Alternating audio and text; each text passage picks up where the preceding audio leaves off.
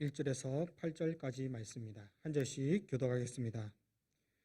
그러므로 형제들아, 내가 하나님의 모든 자비하심으로 너희를 권하노니 너희 몸을 하나님이 기뻐하시는 거룩한 산 제물로 드리라. 이는 너희가 드릴 영적 예배니라.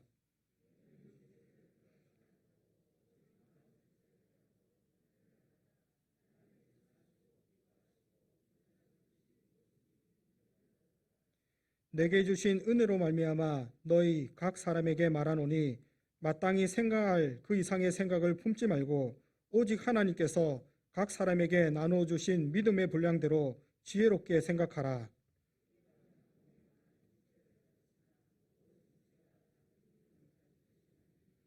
이와 같이 우리 많은 사람이 그리스도 안에서 한 몸이 되어 서로 지체가 되었느니라.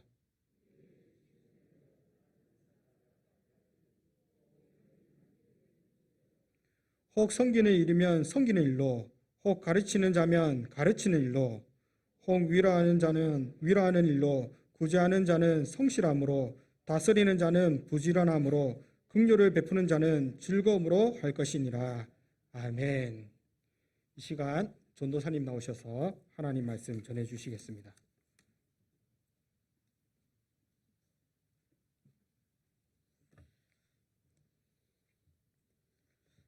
오후 시간에도 예배하러 나오셔서 하나님의 뜻을 구하는 사랑하는 성도님들에게 하나님의 뜻을 밝히 보게 되는 놀라운 은혜가 함께 하시기를 축복합니다. 이 시간 좌우에 계신 성도님들과 이렇게 인사하겠습니다. 삶으로 예배합시다. 이 시간 삶으로 드리는 예배라는 제목으로 함께 말씀의 은혜를 나누고자 합니다. 썬데이 크리스천이라는 말을 들어보신 적이 있으실 것입니다. 이 부류의 사람들은 일주일의 신앙생활을 주일 단 하루로 끝내버립니다. 주일에는 열심히 예배하고 경건한 사람처럼 보이지만 직장으로 또 가정으로 돌아가서 살아갈 때는 그들의 삶에서는 예수님의 예자도 찾을 수 없고 또 예수님을 모르는 세상 사람들과 별반 다를 바 없이 보여집니다. 또 비슷한 한 유형의 사람들이 있습니다. 이 사람들도 주일에 교회에 나가서 열심히 예배하고 또 주위의 교우들을 돌아보고 섬기며 신실하게 또 경건하게 신앙생활을 하는 것처럼 보입니다. 이전의 무리와 조금 다른 것이 있다면 이 사람들은 삶의 자리에 나아가서도 예수님 얘기하기를 스스럼 없이 합니다. 예수님이 살아계시고 또 자신이 그리스도인임을 드러내는데 스스럼이 없습니다. 하지만 그들의 삶은 전혀 예수님을 보여주지 못합니다. 입으로는 예수님을 또 교회를 이야기하지만 그의 행동은 전혀 예수님 닮지 못하고 또 교회답지 못하는 그런 사람들이 있습니다. 이 두 유형에 속한 사람들의 공통점이 무엇입니까? 이 둘 모두는 주일에 교회에 나와서 예배 드리기도 하고 또 예배에 참석하기도 하지만 삶으로 드리는 예배에는 실패하고 있다는 것입니다. 주일을 거룩하게 하나님 앞에 드리는 것도 물론 중요합니다. 하지만 그것이 전부가 아님을 기억하시기 바랍니다. 우리의 삶의 자리에서 또한 하나님 앞에 예배 드려야 한다는 것입니다. 우리의 삶의 자리에서 하나님 앞에 예배 드려야 합니다. 모여서 예배할 때도 또 삶을 살아갈 때도 우리는 동일하게 하나님 앞에 예배해야 한다는 것입니다. 우리는 하나님을 더 알아갈수록 그리고 하나님을 예배하며 더 자라날수록 우리의 믿음과 받은 은혜를 어떻게 삶으로 나타낼지를 고민해야 합니다. 신앙은 날마다 자라가는 것처럼 느껴지는데 그 삶이 이전과 전혀 다르지 않다면 삶을 돌아보며 신앙을 확인해 봐야 하는 것입니다. 하나님으로부터 내려오는 놀라운 은혜를 경험하고 그 믿음이 성장하게 되면 그 삶은 반드시 변화하게 되기 때문입니다.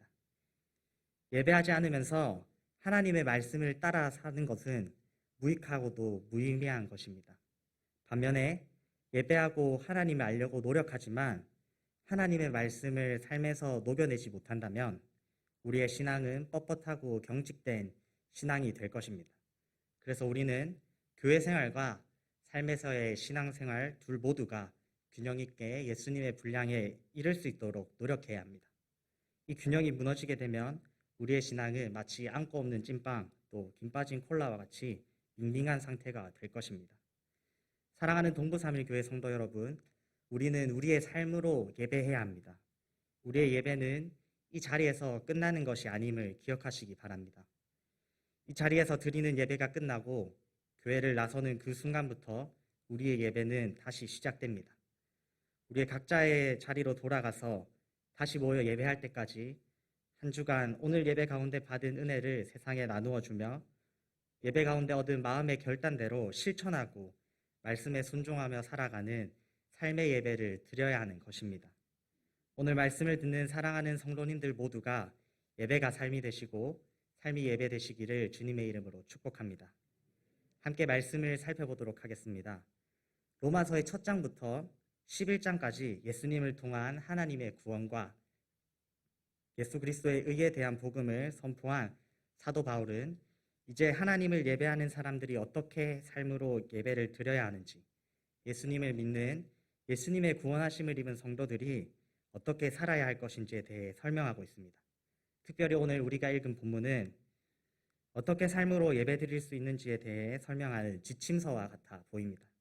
사도 바울은 먼저 형제들에게 하나님의 자비하심으로 권면한다라고 이야기합니다. 사도 바울의 권면은 하나님의 자비하심과 사랑을 따른 것이었습니다.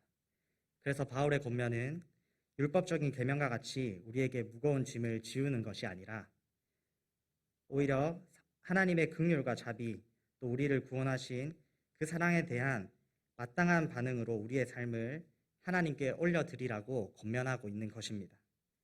성도들이 삶으로 예배해야 하는 것은 하나님이 긍휼과 사랑으로 우리를 구원하신 것에 대한 당연한 반응입니다.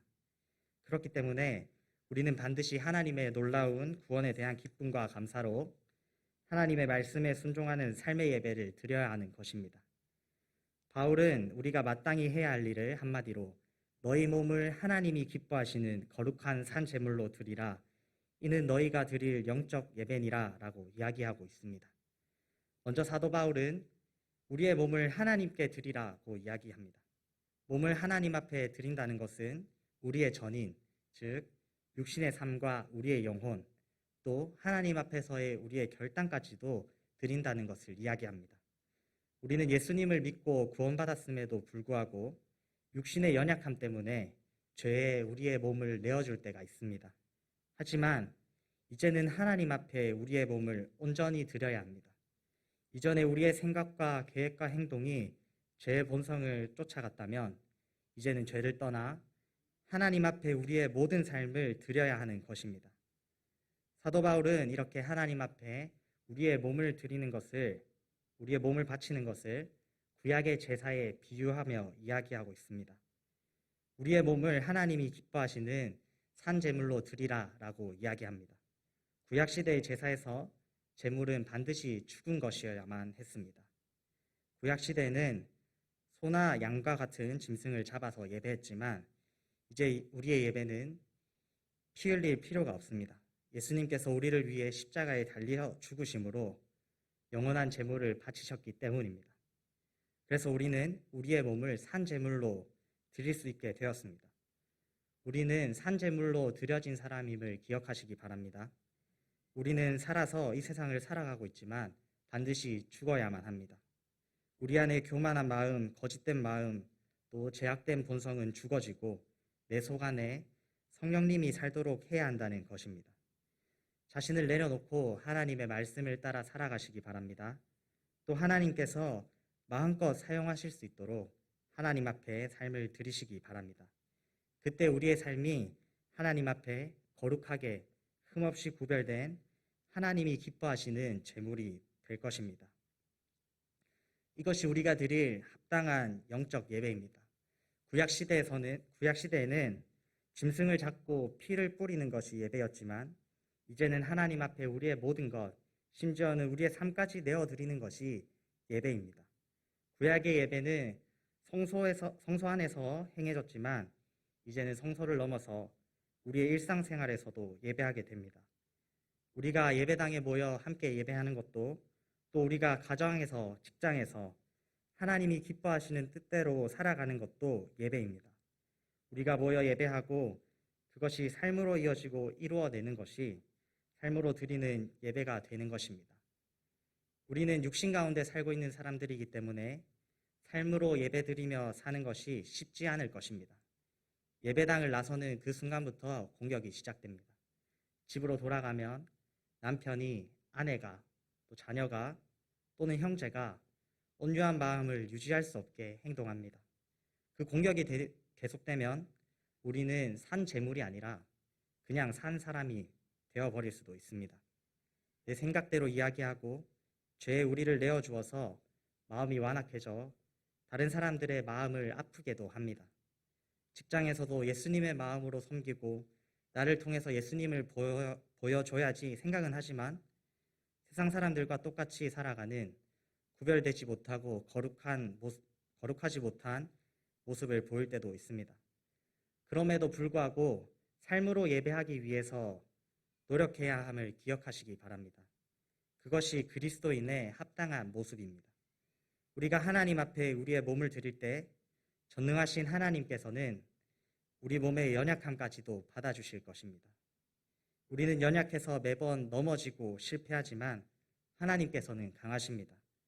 우리는 연약해서 하나님의 구원을 경험하고서도 죄에 우리의 몸을 내어줄 때도 있지만 우리의 연약함을 아시는 하나님 앞에 우리의 육신을 드릴 때, 우리의 몸을 드릴 때 하나님께서 우리를 도우실 것입니다.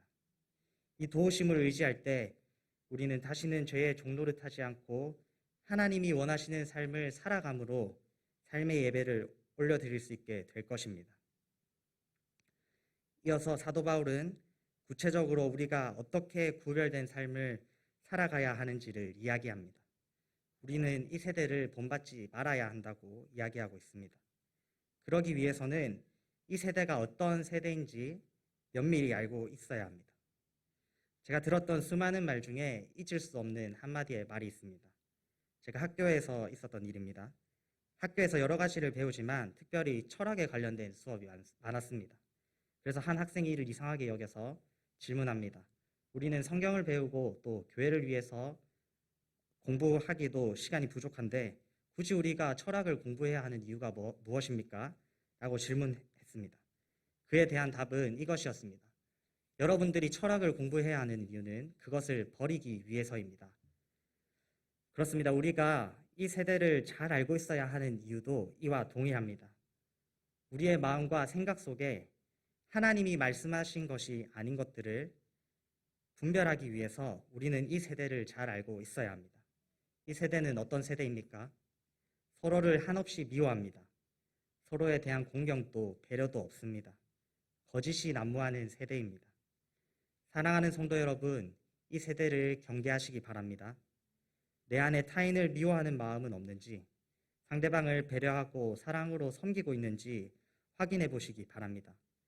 하나님 앞에 우리의 삶을 돌아보시고 삶의 예배에 방해되는 것들이 있다면 주저 마시고 그것을 제거하시기 바랍니다. 이 시대의 흐름과 사조를 따라 사는 것이 아니라 하나님만, 또 하나님의 말씀만 따라 살아가는 거룩한 주님의 백성들이 되시기를 축복합니다. 우리가 이 세상을 본받지 않고 거룩한 그리스도인으로 살아가기 위해서는 마음을 새롭게 하는 마음의 변화가 필요합니다. 모든 것들은 마음으로부터 시작됩니다. 우리가 죄를 지을 때도 또 반대로 하나님의 말씀을 따라 살 때도 마음에서부터 시작해서 마음의 방향을 따라서 생각하고 행동하게 됩니다. 우리의 마음은 전쟁터와 같습니다. 우리의 마음에서는 하나님을 따르려는 마음, 또 반면에 죄를 따르려는 마음, 그 두 마음이 항상 전쟁을 벌이고 있습니다. 그래서 우리의 마음을 새롭게 하는 것은 아주 중요한 일입니다. 마음이 새로워져야만 우리는 하나님의 뜻을 분별하고 우리의 마음이 하나님을 향하도록 할 수 있기 때문입니다. 우리는 마음을 새롭게 함으로 세상과는 구별된 삶을 살아야 합니다. 이제는 옛사람을 버리고 성령으로 옷 입어서 새로운 사람이 되어야 합니다. 마음을 새롭게 할 때 우리는 하나님의 뜻을 따라 생각하고 행동하게 되고 변화된 삶으로 예배할 수 있게 될 것입니다. 그렇다면 우리는 어떻게 삶으로 예배하며 살아갈 수 있습니까? 이 질문을 들었을 때 머릿속에 떠오르는 모든 것들이 정답일 것입니다. 이미 우리는 정답을 알고 있습니다. 하지만 지금 이 시간에는 많은 방법들 중에서 특별히 오늘 본문이 보여주는 두 가지 방법을 나누고자 합니다. 그 첫 번째 방법은 겸손해야 합니다. 3절에서 바울은 마땅히 생각할 그 이상의 생각을 품지 말라라고 이야기합니다. 그 이상의 생각을 품는 것은 남들보다 낫다고 여기는 교만한 마음을 뜻하는 것이라고 합니다. 우리는 스스로를 겸손하고 정확하게 바라보아야 합니다. 우리는 하나님께서 주신 각자의 믿음의 분량대로 지혜롭게 생각해야 합니다. 믿음은 하나님께서 주신 선물이라고 이야기합니다. 믿음은 하나님께서 주신 선물과도 같은 것이기 때문에 우리는 우리의 믿음의 분량으로 인해서 남들보다 낫다고 생각할 수 없는 것입니다. 세상에 나가면 우리는 쉽게 교만해질 수 있습니다. 예수님을 모르는 세상의 사람들과는 달리 예수님을 알고 하나님의 복을 누리고 있는 사람이라는 생각에 그들보다 내가 낫다라고 쉽게 생각할 수 있습니다. 이와 같은 교만은 많은 문제의 시작점이 됩니다. 교만한 사람은 남을 쉽게 상처 줍니다. 남보다 낫다고 여기는 생각에서 나오는 쉽게 뱉은 말 한마디, 또 무심코한 행동이 다른 사람을 아프게 만듭니다. 하지만 삶으로 예배하는 성도는 교만할 수 없습니다. 우리의 믿음은 하나님께 받은 선물이기 때문입니다. 삶으로 예배하는 겸손한 사람은 항상 다른 사람을 생각합니다. 남을 칭찬하고 격려합니다. 다른 사람들을 기쁘게 만들어줍니다. 그래서 겸손한 사람의 주위 사람들은 그 사람을 통해 예수님의 향기를 느끼게 되고 또 겸손한 그 사람이 믿는 하나님을 칭찬하게 됩니다. 그렇기 때문에 겸손한 사람은 삶으로 예배할 수 있게 되는 것입니다. 사랑하는 성도 여러분, 겸손한 삶으로 예배 드리기를 소망하시기 바랍니다. 주님의 성도들이 겸손한 마음으로 각자의 자리에서 살아갈 때 세상의 이웃들은 우리를 통해 예수님의 모습을 보게 될 것입니다. 우리의 겸손한 생각을 보고 그들은 하나님을 칭찬하게 되고 하나님을 알고자 하는 마음이 생기게 될 것입니다. 이것이 하나님이 기뻐하시는 일이고 삶으로 하나님을 예배하는 것임을 기억하시기 바랍니다. 우리의 삶을 통해 하나님을 보여주고 세상 사람들을 하나님께로 인도하는 놀라운 은혜가 함께 하시기를 축복합니다. 또 삶으로 예배하기 위해서는 어떻게 해야 합니까? 두 번째, 우리는 각자의 은사로 서로를 함께 섬겨야 합니다. 우리의 몸은 하나이지만 한 몸 안에 여러 가지 다양한 기능을 하는 지체를 가지고 있습니다. 또 모든 지체가 다 같은 기능을 하지는 않습니다. 우리 몸의 모든 부분이 다 보지 않고 눈만이 보고 모든 지체가 다 듣지 않고 귀만 듣듯이 그리스도인은 한 몸이지만 모두가 같지는 않습니다.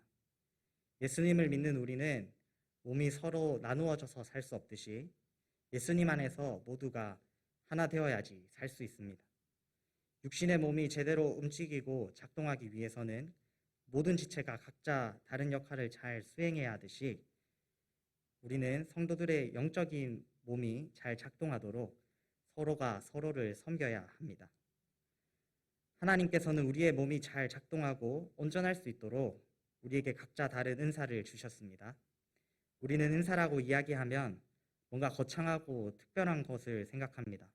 하지만 오늘 본문에 나타나는 하나님이 주신 은사는 예언과 같은 특별한 것만을 이야기하지 않습니다. 하나님이 주시는 은사는 섬기는 일, 위로하고 긍휼을 베푸는 일처럼 평범하게 보이지만 하나님께서 주신 모든 좋은 것, 그리고 다양하게 서로를 섬기고 몸을 세워나갈 수 있도록 주신 모든 능력을 이야기합니다. 삶으로 예배하기 위해서 우리는 하나님 앞에 우리 자신을 산 제물로 드려야 합니다. 하나님 앞에 드려지는 제물은 정결하고 깨끗하고 흠이 없어야만 했습니다. 구약시대의 제사가 그랬던 것처럼 우리도 거룩한 산 제물을 깨끗하고 흠이 없는 제물로 올려드려야 합니다. 이것은 우리가 서로를 섬기지 못한다면 불가능한 것입니다. 우리는 하나님 앞에 거룩한 제물을 올려드리기 위해서 각자의 은사로 서로를 섬겨야 하는 것입니다. 우리가 각자의 받은 은사를 따라 서로를 섬길 때 서로를 영적으로 더 자라나게 하고 더 온전하게 세워줄 수 있게 됩니다. 우리가 각자의 은사를 사용하여 섬길 때 우리는 서로의 부족함을 채워주게 되고 장점은 더욱 풍성하게 만들어 줄 것입니다. 서로를 세워주며 예수님의 몸된 교회를 세우는 것은 하나님의 기쁨이 되는 예배입니다. 우리의 섬김은 교회 안에서만 끝나는 것이 아닙니다. 우리는 동일하게 하나님이 주신 은사를 가지고 세상의 이웃들을 섬길 수 있습니다.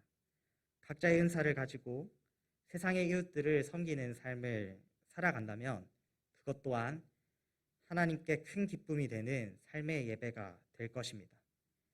그렇기 때문에 우리는 각자의 은사를 가지고 세상을 섬기는 삶을 살아가야 하는 것입니다. 그것이 우리가 삶으로 예배하는 삶의 예배가 되는 것입니다. 말씀을 맺겠습니다. 사랑하는 동부삼일교회 성도 여러분, 삶의 예배에 성공하는 모두가 되시기 바랍니다. 우리의 예배는 이 자리에서 끝나는 것이 아님을 반드시 기억하시기 바랍니다. 우리는 각자의 자리에서 매 순간 삶으로 예배드려야 합니다. 오늘 받은 은혜를 가지고 세상에 나아가서 은혜를 나누어 주시고 하나님의 살아계심을 보여주는 삶을 살아가시기 바랍니다. 성도님들의 삶을 통해서 세상의 이웃들이 하나님을 찬양하고 칭찬하고 예배할 수 있도록 여러분들의 삶을 하나님 앞에 내어드리시기 바랍니다. 때로는 우리의 연약함으로 인해서 하나님 앞에 우리를 드리지 못하고 우리의 생각과 계획대로 우리의 성정대로 행동할 때도 있을 것입니다. 하지만 우리가 하나님 앞에 합당한 삶의 예배를 드리고자 노력한다면 능력이 많으신 강하신 하나님께서 우리의 연약함까지도 받아주실 것임을 기억하시기 바랍니다.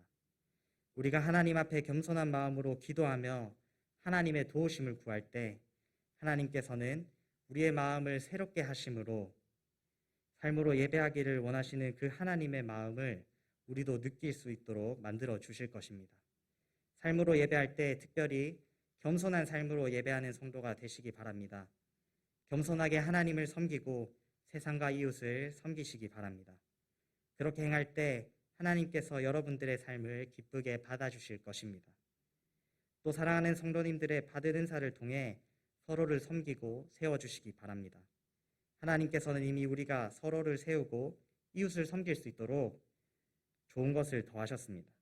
우리 성도님들 가운데 하나님께 받은 은사를 마음껏 사용해서 서로가 서로를 하나님 앞에 깨끗하고 흠없는 제물로 드릴 수 있도록 하는 놀라운 사랑의 섬김이 넘쳐나기를 주님의 이름으로 축복합니다. 만약 아직 하나님 앞에 자신의 은사를 발견하지 못한 성도님들이 계시다면 하나님이 주시는 은사가 무엇인지 기대하며 열심히 기도하시기 바랍니다. 하나님께서는 반드시 그 기도에 응답해 주실 것입니다. 하나님께서는 각자의 은사를 가지고 서로를 섬기기를 원하시고 계시기 때문입니다. 오늘 말씀을 기억하시면서 이 예배가 끝난 그 순간부터 삶으로 예배드리는 모든 성도님들이 되시기를 주님의 이름으로 축복합니다. 함께 기도하겠습니다.